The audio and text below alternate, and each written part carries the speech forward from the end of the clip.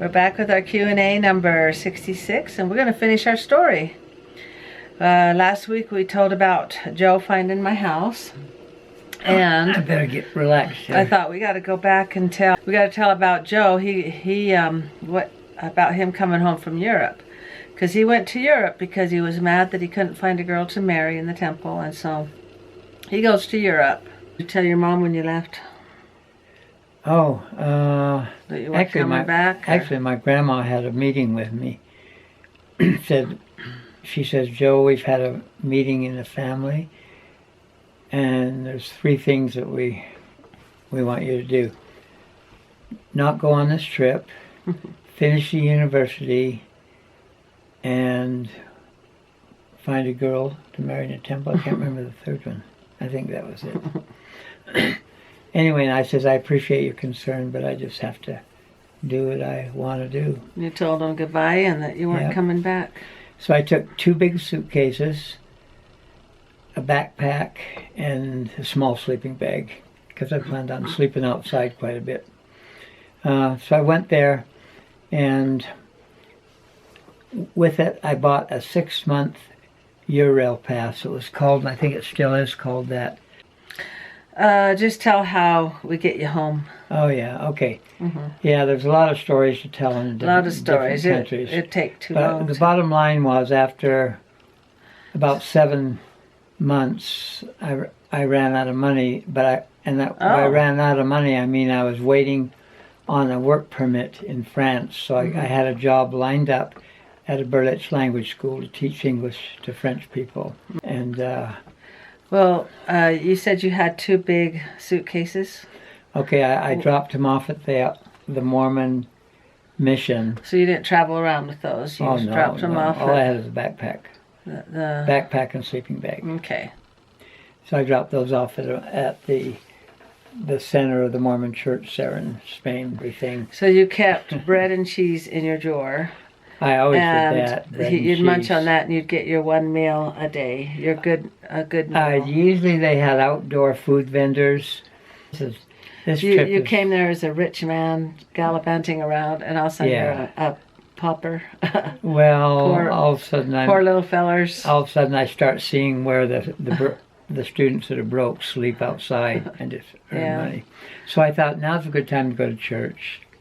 Back to church. Okay, so you start to go back to church. So I went back to church, and it was getting maybe a month before Christmas, within 3 weeks. So we're into November and December. It's getting cold outside, and it's just not looking good at all. And you're barely hanging on. Yeah. And I'm barely making enough food to eat. And now I'm trying to have enough money to pay for 1 full month of living indoors. Okay, and so I went to church, and they made an announcement that there would be an American Christmas party, mostly for Americans. So I kind of made a note of the day and the time, and I decided to go to it. And this is like 2 weeks before Christmas? It was a Christmas party? It's about 2 weeks before Christmas, right. It's a Christmas party. Okay. And so these were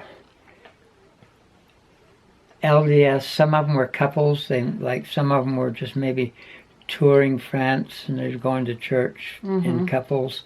And some of them were just single traveling. But they were all around my age. They weren't, they weren't past middle 20s. Looking around the room at the different people were there, and then I saw an LDS couple there, and it was a boy and a girl, and they were dressed conservative. Anyway, and that was when I got a feeling and a strong message that I think the Lord gave to me.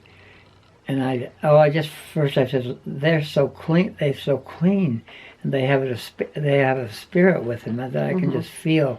I could feel their goodness just looking at their faces, how they looked at each other, how they were dressed.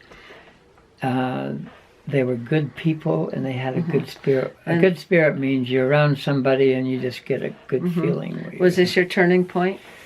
No, it started to be. Not yet. Okay. Not yet. And anyway, I looked at them and I just thought, oh, that's why I left, because I couldn't find that, and I'd spent all my time And you wanted looking that. for it. Yeah. And I said, I just wish I had that. I still wish I had that. I went home, and in my memory, it was the following morning. And back to your apartment. back, I mean, home. yeah, it was a small rooming house. Mm-hmm. And I went back to there, and the lady that sits downstairs and waits for people to turn in their keys or whatever, she said, Monsieur Orgill, j'ai un appel pour vous. Berlitz a appelé et a dit que le permis est arrivé. Anyway, that's what she said. She says, Mr. Orgill, there's a message from the Berlitz language schools that This is what you've been waiting for. that your work permit arrived, and you can just go down there and they'll start training you to teach down there. So you've got to decide Yes, whether you're going to exactly stay it. or go back to America. But by then, my heart had already said, I'm going home. It had already been turned. And it had just turned when I went to that meeting. When you But saw that all I couple had, there. the total amount of money I had was around $60. So you've decided, I'm going home. Yeah. I'm going back to America. And this is like a week And I had before $60, Christmas. and that was, I think I needed $80 to pay my room for the following month. And so I was working on that 60 to, for the So you following decide you're heading home, and so you put your plan into gear? month. Yeah. of how to get Shall I home? hurry? Yeah, Okay, I'll go a little bit faster. Anyway, so I said, I've got to find out what an airplane trip costs to go home. So So you're into action. So I started walking down to the center of Paris for some reason, because I thought I'll pass travel agencies. The first travel agency I passed was a little teeny one. It was just a small shop, and it had different things scheduled. And I just walked in there and just said, in French, I said, do you have any tickets left for New York? And most people, the French people, they wanted a round trip. They go to Christmas and then come back. Yeah. And so Who wants a one-way ticket? Yeah, huh? the French people don't want to, and Americans are already there spending the Christmas and would go home after Christmas. Yeah. Anyway, she kind of looked at her computer and looked at her tickets and everything, and she was making an excuse, blah, blah, I just don't have anything. And then she said, wait a minute. She says, I have one ticket left, but it's only a one-way. One-way ticket. A one-way ticket. And I said, well, that's what I need, is a what I one-way want, ticket. I'm yeah. going one way. Okay, this is your first angel. It's my first angel. And I said, well, He calls him. I have about $60 on me right now. And that was all the money I had. And how much was the ticket? You probably can't remember. huh? No, it was $90. Oh, 90. Okay, and you had 60. And I said, when can I bring you the balance? And I had no idea where I was going to get the rest of the money. She said, well, I'll need it by this Friday. It was 2 or 3 days from then. I said, I'll be back. So you've got to raise $30. Yeah. $30 So, right. And in so 3 days. I went home, and I had an idea what to do. I had a lot of pretty shirts and different kinds of expensive souvenirs that from different places, from Turkey, from France, and everything. And so I went home, opened the suitcase, and I put prices on each one. So I went down into the subway where the vendors sell their stuff until the police tell them to get out of there. And so I laid all my stuff up, and I made about $40. And So you're selling shirts and stuff. shirts and Now, the one I was got it illegal to do that? Or? well, yeah, you're not supposed to sell in supposed the to do it. underground. And So who? well, everybody, including myself, I'd seen how they do it. They just have a suitcase they Oh, open, they have a little and suitcase. they put their price on the thing, and if it, well, I'll tell you what happens. And so the thing I got the most money out of was an embroidered Mickey Mouse sweater. and he wanted that. The Arabs speak French, by the way. He wanted that, and so all of a sudden I make $15 and I only need 30. Wow, that's pretty good.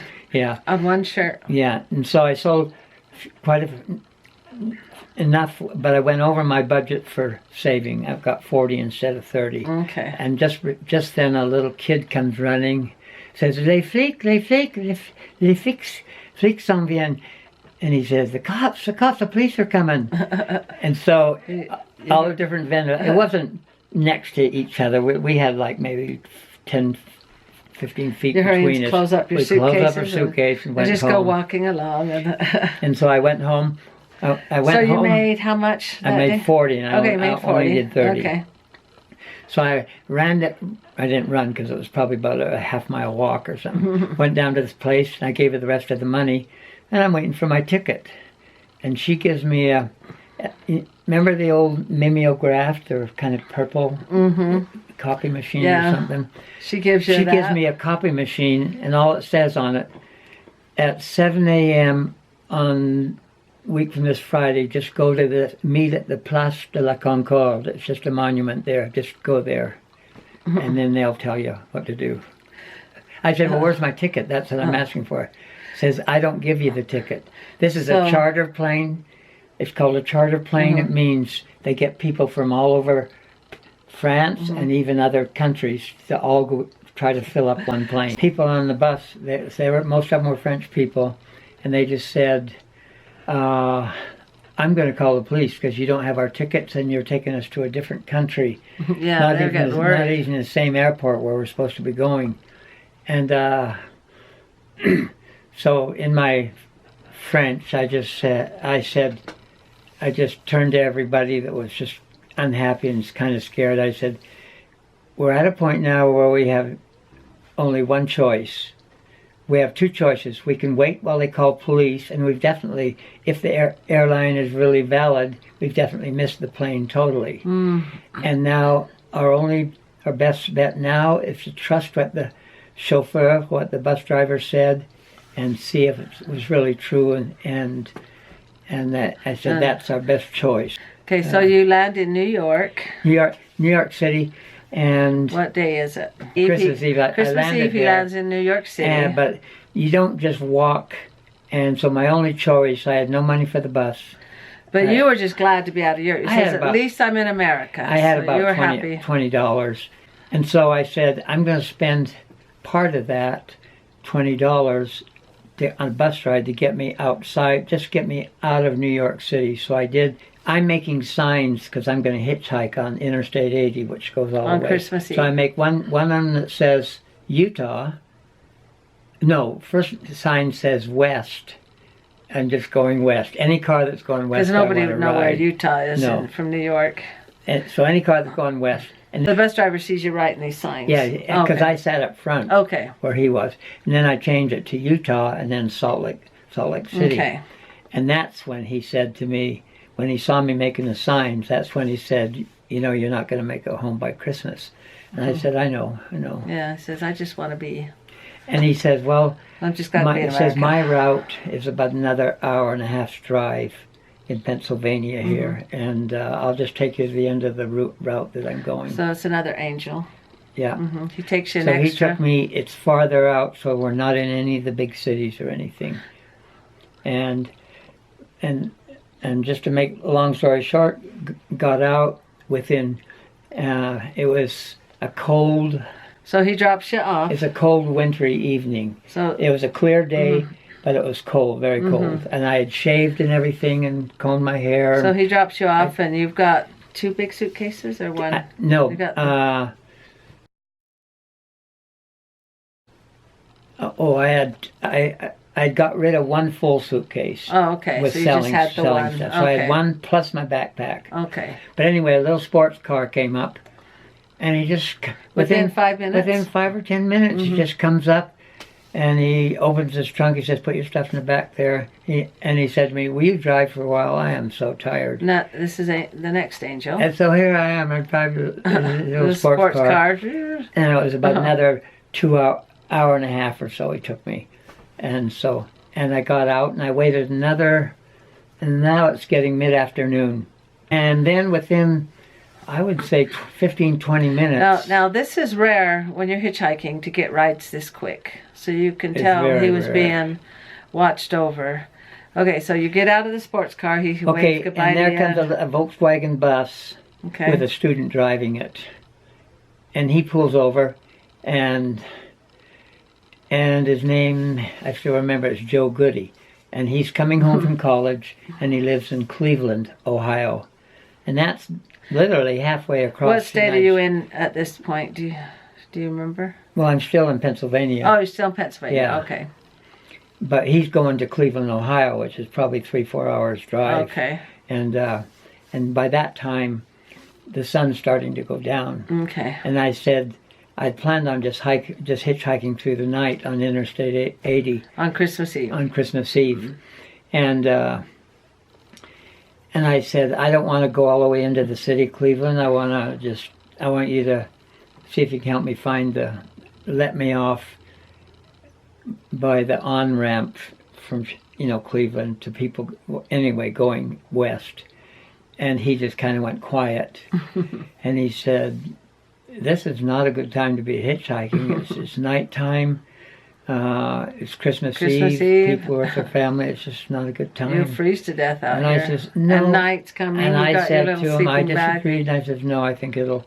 this is my best bet. I just want to stay on the highway here. And I figured people would make room for me. And he waited, kind of went quiet for another minute or two, and he said, why don't you come home to my house for Christmas? Your next angel. And Yep. I think I got choked up, and I said, I'm not... I kind of, one of those times where you say, oh, I don't want to put you out. I don't want to put you out. And he goes, it's Christmas and they Eve. say, but I want you to have it. And I said, okay.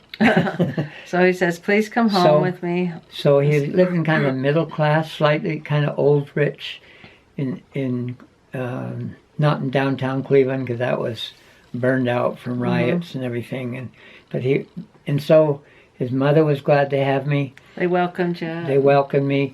They even made a little Christmas present for me and everything. And I thought, what are the chances They just went out kind of out of their way to take care of you. And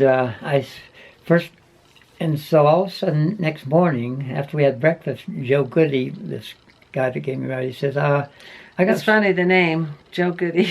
and he spelled it G-U-D-E. Oh, G-U-D-E. He said, I just found out something. Okay, so you've slept through the night and had breakfast. And it's breakfast and and Christmas Day. I wanted to get hitchhiking. Yeah. And he said, I just found out something. Well, actually, I knew this already, but my sister is going out, and her boyfriend. going out to Vail, Colorado, and her boyfriend. Ooh, we're getting close to Utah. Vail, Colorado, this coming Friday, about 3 or 4 days from then. And he said, you can just hang out at our house, but let's go talk to him. And see if they'll my take memory you, says he'd already talked to him, and he says, yeah, we got room, because there were 3 of them going to be in the car, the girlfriend and 2 guys or something like that. And so you hung out at their house? And so while he came to pick her up at the house, the girl and everything. Okay. Here's your next angel. And I was prejudging him because he looked like a long-haired hippie. He had Levi jacket and kind of a suit jacket. Yeah, you kind of think. Long hair, and he just looked like a typical hippie. hippie druggie or something. My mind was being so... And he was the nicest. I'll finish the story and how it turned out with him. So we got in, and we all had to sneak into a hotel. One of them paid, and then he let the rest of us in the hotel, and we all slept in a big bed together. How many people? 4? 4, yeah. 4 of you. Okay. But then, so we spent one day in a hotel and the rest driving, and we got to Vail, Colorado, and I said... And you figured this was the end of the road with him. Oh yeah. I knew it was the end of the road with him. Time to hitchhike again. No, and so he comes up to me and says, so which way are you going to get to go to Salt Lake? And I said, I'm going to go north up into Cheyenne and then just take Interstate 80 there. because it's Hitchhiking. It's a straight shot. And this is about a week after Christmas, about this it time? was already in the new year. Okay. And he said to me, I've known more than one person to get stuck in Wyoming in the winter. Never come out. and have big difficulty in hitchhiking all the way to the other side.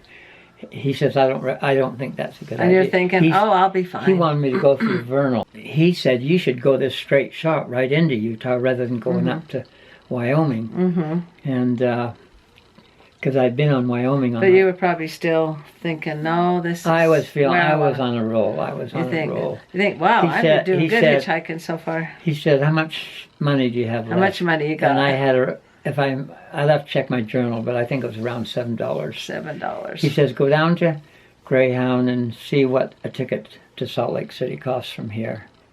So I went down, came back, and I said, they want... probably $30. No, at that time it was $20. $20. It was $20.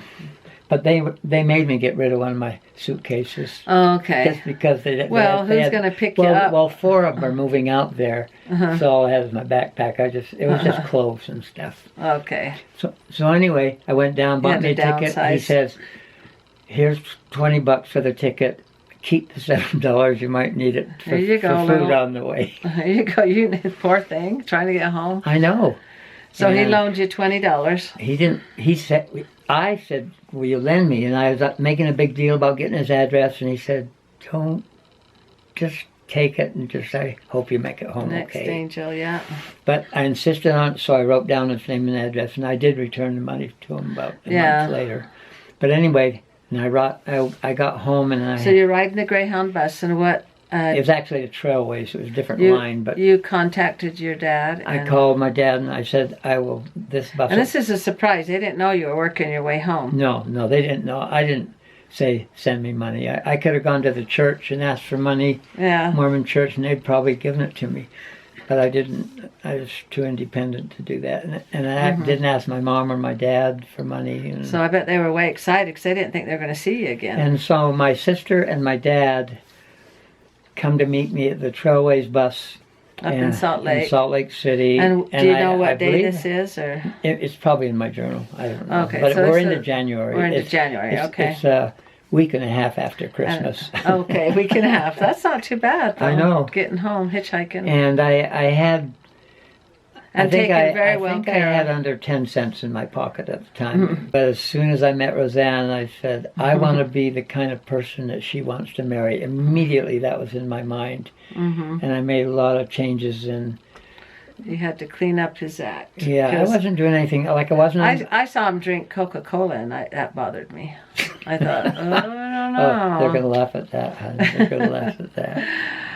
So, no, but still... So that was the story of Joe getting home to meet me. But that was still... It was me wanting to be worthy of you and to want to be the person that you wanted. That was what was on my mind. So that was our story. It was obvious that God was helping him get back home, and then when we met, and then we told the story earlier of how Joe finds my house. Maybe next week we'll tell about our courtship, of how we finally do get married, and how people were kind of, how you tell me your true age. See, because Joe had told me he's 27, and so we are, because he's thinking there's no way I can marry this girl, she's too young.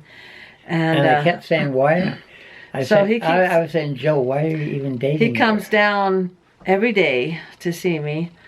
And he worked at Albertsons, the graveyard shift, and he would take the garbage out every morning, and he'd say, it's going to be a rosy day. We'll do that next week. We'll tell how when Joe tells me his true age and what my parents think about it. And okay, we better close because it's getting long. Okay, let's end with a quote.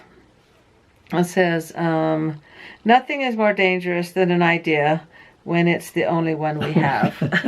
That means you're obsessed with it. Yeah, you think, you got to have, like Joe would say, he says, you always got to have a plan B. And then you got to have a plan C. Then you got to have a plan D. And it says, have your plan, but then always have your backup. Well, we'll go ahead and end there, and want to give us a thumbs up, and make sure you subscribe if you haven't. And thank you, and good night, everybody. Good night.